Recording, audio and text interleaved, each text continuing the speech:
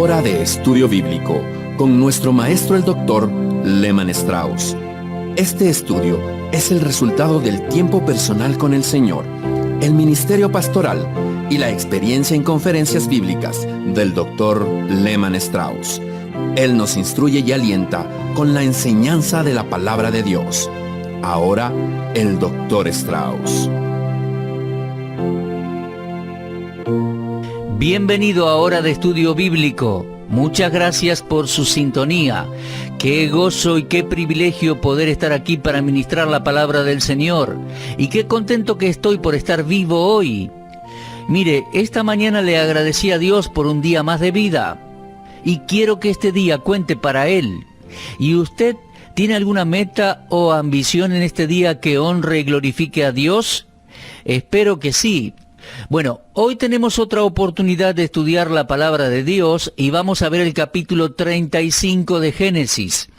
No hay mayor privilegio para un hijo de Dios que sentarse y dejar que Dios le hable. Nosotros hablamos con Dios por medio de la oración y Dios nos habla a través de su palabra escrita. Y pienso que tenemos que emplear más tiempo en privado, leyendo y estudiando la Biblia, permitiendo que Dios nos hable. ¿Sabe? En una oportunidad alguien le preguntó a Dwight Moody, a aquel famoso evangelista, le preguntó, si usted tuviera que vivir una vida de nuevo, ¿qué cosas cambiaría de la vida que tiene? Y una de las cosas que el sabio predicador le respondió fue, si pudiera vivir de nuevo, pasaría más tiempo estudiando la Biblia. Su respuesta dejó un poco desubicado a más de uno, y le preguntaron, señor Moody, ¿en serio dice eso? Claro que sí. Es que cuando oro estoy hablándole a Dios y cuando leo, cuando estudio la Biblia, Dios me habla a mí. Y creo que necesito mucho más a Dios de lo que Dios necesita escucharme a mí. Yo entiendo que sus palabras son mucho más importantes que las mías. Mis amigos, Moody no estaba restándole importancia a la oración. Moody era un hombre de oración, pero también era un hombre de la palabra. Bueno, mis amigos, hoy tenemos una oportunidad más de abrir la palabra de Dios escrita. Vamos a ver Génesis capítulo 35, pero antes de considerarlo, vamos a orar. Amado Padre, te agradecemos por tu palabra. Te agradecemos porque la has preservado a través de los siglos. Te damos gracias por el milagro de su poder en nuestras vidas y porque la podemos aplicar a nuestra vivencia. Ahora sabemos que tu palabra puede suplir todas nuestras necesidades y te pedimos que nos hables por medio de ella y suplas en donde nos falte. Oramos todo esto en el nombre del Señor Jesucristo. Amén. Bueno, mis amigos, como les decía, vamos a Génesis capítulo 35. Este es un capítulo muy importante en la vida de Jacob. En el capítulo anterior, usted recordará, él estaba en la ciudad de Siquem, un país idólatra, extranjero, morando con extranjeros. Mientras él estuvo en esa ciudad, él estaba fuera de la voluntad de Dios. Ahora, yo no estudié la cronología de esos eventos lo suficiente, pero los eruditos dicen que Jacob permaneció en Siquem como unos 10 años. Él había estado en Padán Aram con su suegro, su tío Labán, por 20 años.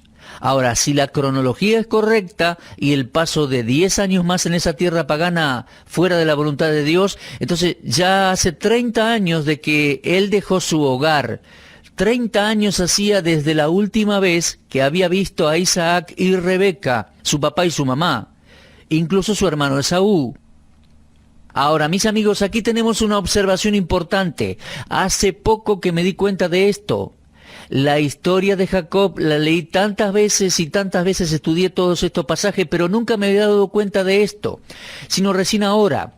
¿Sabe? Capítulo 34, durante la estadía de Jacob en esa tierra pagana por 10 años, fuera de la voluntad de Dios, no encontramos mención alguna de Dios.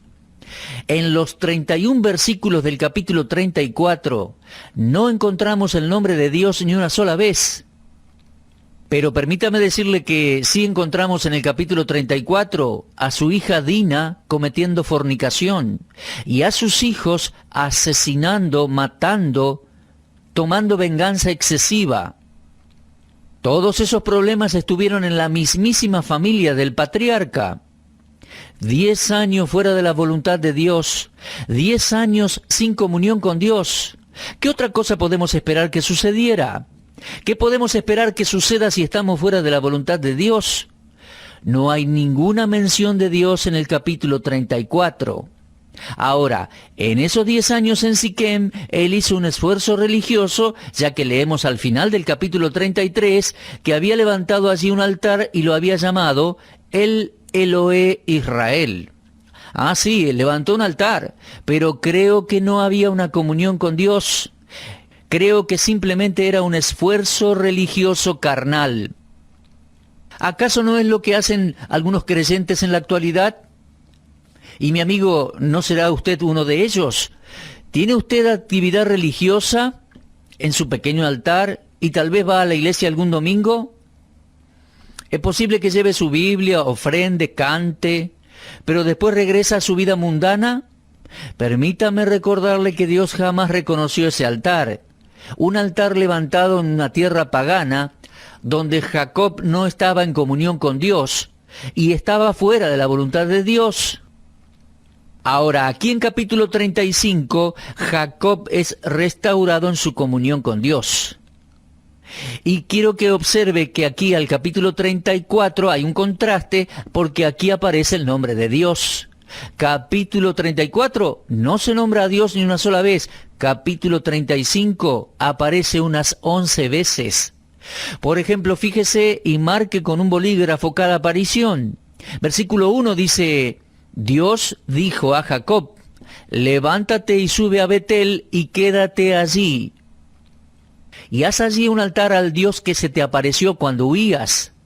Versículo 3, y levantémonos y subamos a Betel, y haré allí altar al Dios que me respondió en el día de mi angustia. Versículo 5, salieron y el terror de Dios estuvo sobre las ciudades que había en sus alrededores. Versículo 7, edificó allí un altar y llamó al lugar El Betel, porque allí le había aparecido Dios. Versículo 9, apareció otra vez Dios a Jacob. Versículo 11, también le dijo Dios. Versículo 13, se fue de él Dios del lugar en donde había hablado con él. Y por último, versículo 15, llamó Jacob el nombre de aquel lugar donde Dios había hablado con él, Betel. ¡Qué contraste!, ¿no? ¿Ha observado el cambio? En el capítulo anterior, durante esos 10 años en que Jacob estuvo fuera de la voluntad de Dios, no hubo ni una sola mención de Dios. Dios no apareció. Pero en el capítulo 34 tenemos la restauración de Jacob. Podríamos llamarle su santificación. Y uno no puede estar nuevamente en comunión con Dios sin tener a Dios involucrado en todas sus actividades. Así que aquí, en el capítulo 35, encontramos a Jacob nuevamente en comunión con Dios, regresando al fin y al cabo a Dios solo cuando hay una cura para la mundanalidad, mi amigo, y esa cura es separarse de lo mundano. Ahora, no me refiero a irse en términos geográficos. Eso no lo podemos hacer hoy en el mundo, porque en capítulo 17 el Señor dijo, no os ruego que los quites del mundo, sino que los guardes del mal. No nos quita en términos geográficos, sino que nos guarda de la influencia del mundo. En otras palabras, estamos en este mundo, pero no pertenecemos a él, a la mundanalidad. Y la única manera en la que un creyente puede no ser mundano es separándose del mundo y teniendo comunión con Dios. Ahora bien, nosotros no podemos huir del mundo, hablando en términos geográficos. No podemos incluso huir de este sistema que está bajo el dominio de Satanás, pero sí podemos separarnos de él, espiritualmente hablando. Ahora, la palabra mundo es la palabra griega cosmos y significa la condición de los asuntos humanos en oposición a los propósitos y planes de Dios. Ese es el área sobre la cual Satanás tiene dominio. Primera de Juan 5:19 dice que el mundo entero está bajo el maligno. El sistema está bajo el dominio del maligno.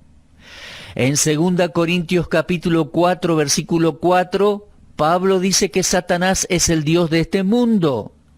Y algunas versiones dicen el dios de este siglo.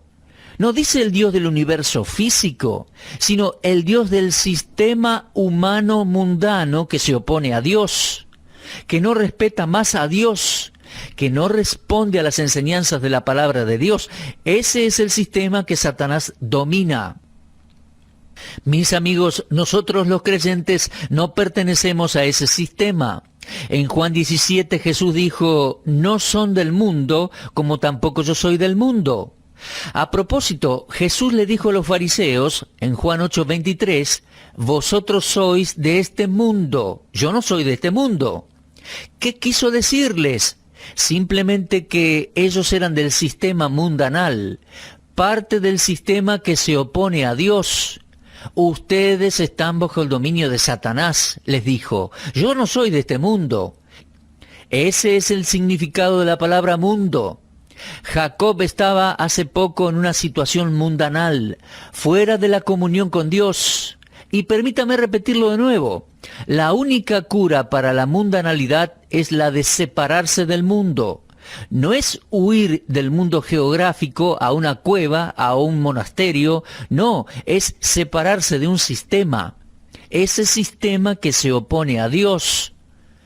Ahora, el pecado de Jacob fue mezclar sus principios e ideales con el sistema mundano, adulterado y contaminado por Satanás. Él nunca debería haber hecho eso. La Biblia nos enseña que nosotros, los creyentes, no debemos ser mundanos. Primera de Juan capítulo 2, comenzando con el versículo 15, nos dice, no améis al mundo. Y no se refiere al universo físico, obviamente, se refiere al sistema mundanal, los asuntos humanos que están bajo dominio satánico. No ame el sistema mundanal ni las cosas que están en el mundo, todo lo que se asocia al sistema mundano. El texto dice en Primera de Juan, no améis al mundo ni las cosas que están en el mundo. Si alguno ama al mundo, el amor del Padre no está en él. Allí está la clave para la situación de Jacob. Él fue parte del sistema mundano por 10 años en Siquem, un lugar idólatra y pagano en el cual no podía tener relación con Dios. Sí, el apóstol dice, Juan, no améis al mundo ni las cosas que están en el mundo. Si alguno ama al mundo, el amor del Padre no está en él. ¿Cómo podía Jacob amar a Dios y al sistema del mundo? Eso hubiera producido un efecto dividido. Romanos capítulo 12, versículos 1 y 2 dice, así que, hermanos, os ruego por las misericordias de Dios, que presentéis vuestros cuerpos en sacrificio vivo, santo, agradable a Dios, que es vuestro culto racional. No os conforméis a este siglo, a este mundo. No conforme su vida a este sistema de actividades humano y mundanal. Está bajo el poder de Satanás, bajo el dominio de Satanás. Eso era lo que necesitaba Jacob, separarse de ese sistema mundanal e idólatra. Tal vez le estoy hablando ahora a alguien que necesita escuchar eso, ¿verdad? 2 Corintios capítulo 6, versículos 14 y 15 leemos allí, no os unáis en yugo desigual con los incrédulos, porque ¿qué compañerismo tiene la justicia con la injusticia? ¿Y qué comunión la luz con las tinieblas? Mi amigo, la respuesta a esas preguntas es ninguna, ninguna. ¿Qué compañerismo tiene la justicia con la injusticia? Ningún compañerismo. ¿Qué comunión la luz con las tinieblas? Ninguna. No tienen nada en común. Por lo cual, dice Pablo, salid de en medio de ellos y apartaos, dice el Señor. El capítulo 35 del libro de Génesis es la separación de Jacob. Se separa de la mundanalidad, es su santificación, pero tendrá que pagar el precio.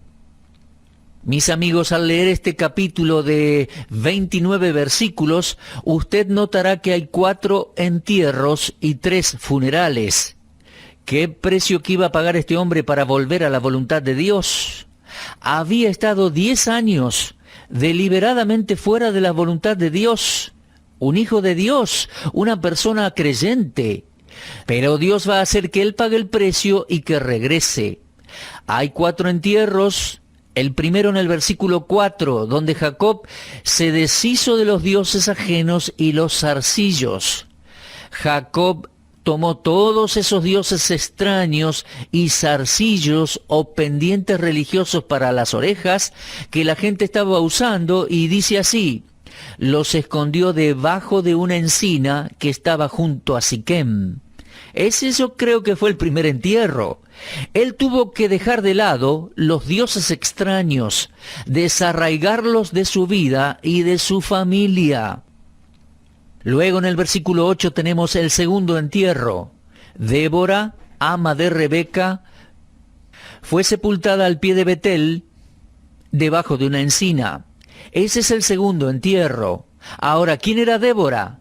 Bueno, Débora estaba en la casa en que Jacob nació y se crió. Ella fue asistente de Rebeca. Ahora, ¿cómo fue que se quedó con Jacob? Bueno, Siquem estaba solo a 50 kilómetros del hogar de Jacob. Y ahora la Biblia no dice eso, pero estoy forzando un poco las ideas, pero parecería que Jacob estuvo visitando a su familia durante ese tiempo. Si bien no escuchamos nunca más de su mamá Rebeca, entendemos que aparentemente falleció, y entonces Débora, que era su asistente, su sierva, se fue a vivir con Jacob. Eso es lo que estimamos. Yo lo estoy asumiendo, no lo puedo comprobar. ¿Qué estaba haciendo allí con Jacob? A 50 kilómetros de su casa. Entonces parecía que al morir Rebeca, Jacob invitó a Débora a vivir con su familia y ella debe haber venido. Pero entonces esa mujer murió, ya avanzada en años, tal vez con más de 130 años, y la sepultaron. Así que ese lazo familiar debió enterrarse. Luego tenemos un tercer entierro y un segundo funeral. En el versículo 19 leemos: murió Raquel y fue sepultada en el camino de Éfrata, la cual es Belén. Aquí muere Raquel, sí, el primer amor de Jacob. Recordemos que él amó más a Raquel que a Lea. Él amaba a Raquel más que a esas otras concubinas incluso, esas 2 siervas con las cuales tuvo hijos. Pero antes que él pudiera regresar a su comunión con Dios, Dios tenía que sacar a esa querida mujer de su corazón. Y un día Jacob se encontró de pie junto a su tumba. Seguramente un momento muy difícil, muy triste para él. Momento muy triste cuando enterró el cuerpo de su amada Raquel. Y después finalmente hubo otro entierro y otro funeral en el versículo 29. Exhaló Isaac el espíritu y murió, y fue recogido a su pueblo, viejo y lleno de días, y lo sepultaron Esaú y Jacob, sus hijos. Como les decía, aquí tenemos en este capítulo 4 entierros y 3 funerales. ¿Sabía usted que Dios hizo todo eso? Dios fue el responsable de todo eso. Y usted me puede decir, ¿me está diciendo que Dios causó la muerte de Débora, Raquel e Isaac? Bueno, yo entiendo que sí. Nuestros tiempos están en las manos de Dios. Si yo muriese hoy es porque me llegó la hora en que Dios me llame al hogar. Dios es el único que puede determinar el tiempo de nuestra muerte. Al respecto, permítame leerle unos versículos en Deuteronomio capítulo 32. Leo allí a partir del versículo 9. Porque la porción de Jehová es su pueblo, Jacob la heredad que le tocó. Le halló en tierra de desierto y en yermo de horrible soledad. Lo trajo alrededor, lo instruyó, lo guardó como a la niña de su ojo, como el águila que excita su nidada, revolotea sobre sus polluelos, extiende sus alas, los toma, los lleva sobre sus plumas. Jehová solo le guió, y con él no hubo Dios extraño. Yo creo que el escritor de Deuteronomio 32, que creo que fue Moisés, quien también escribió el libro de Génesis, yo creo que aquí en Deuteronomio 32 él estaba escribiendo de la experiencia de Jacob. Dios quitó los dioses extraños y lo guió. Ahora bien, ¿cuáles eran esos dioses extraños? Creo que no eran simplemente esos ídolos, esas figuras que Raquel le sacó a su papá. No era solamente Débora, aquella querida sierva de su mamá. Puede que esos hayan sido ídolos, no digo que no, pero ¿y Raquel? Bueno, al leer la historia de Jacob, creo que Raquel tal vez era un ídolo en el corazón de Jacob. Y creo que Dios tuvo que enterrarla. Y su padre Isaac, ya anciano, a quien él le mintió y le engañó, sí, Dios tuvo que llevárselo también. Dios quitó todo lo que se anteponía entre Jacob y él. Después de 10 años en esa ciudad pagana, finalmente Jacob estaba listo para escuchar verdaderamente a Dios. Mi querido oyente, luchar con Dios es peligroso. Coquetear con el mundo no es para nada sabio. Tal vez le esté hablando a alguien hoy que dice ser un creyente y tan solo es un religioso. Tal vez usted tiene un altar semanal, un domingo va a la iglesia, pero es una persona mundana. Mire, usted lo sabe bien. El resto de la semana, su vida de negocio, su vida social, sus finanzas, ¿no está un poco entreverado con el sistema mundano? ¿Acaso usted no es parte del sistema que está dominado por Satanás? ¿Un sistema de asuntos humanos que está en oposición a los planes y propósitos de Dios? ¿Le estoy hablando a alguien así hoy? Yo no puedo saberlo, pero ¿sabe usted la respuesta? Veamos ahora nuestro capítulo, comenzando con el versículo 1. Dijo Dios a Jacob, levántate y sube a Betel. Betel, sí, había que subir. En términos geográficos, pero también en términos espirituales. Sube a Betel. ¿Y por qué Betel? Allí es a donde Jacob se encontró con Dios por primera vez. Cuando Jacob huyó de su padre y de su hermano Esaú, 30 años atrás. Fue en Betel que él vio en su sueño la escalera con los ángeles ascendiendo y descendiendo y la voz de Dios desde arriba de aquella escalera. Allí fue donde Dios se encontró con él. Jacob tenía que regresar al lugar donde Dios comenzó a obrar en su vida. Sube a Betel. No era solamente una subida geográfica, sino que también implicaba subir espiritualmente. Creo, mis amigos, que cuando regresamos al punto de bendición de Dios, siempre es una subida. Es terreno más alto. ¿Ha subido usted a Betel? ¿Ha subido al lugar de encuentro con Dios? Ese altar genuino a donde tiene relación con Él. Luego leemos, dijo Dios a Jacob, levántate y sube a Betel, quédate allí. Haz allí un altar al Dios que se te apareció cuando huías de tu hermano Esaú. ¿Haz allí un altar? ¿Y por qué allí? Bueno, Jacob tenía un altar en Siquem. Eso lo vimos al finalizar el capítulo 33. Entonces estaba siendo religioso. Tuvo ese pequeño ritual religioso por un periodo de 10 años, fuera de la comunión con Dios, fuera de la voluntad de Dios. Pero Dios nunca aceptó el altar de Siquem. Dios le dijo, regresa a Betel y haz allí un altar.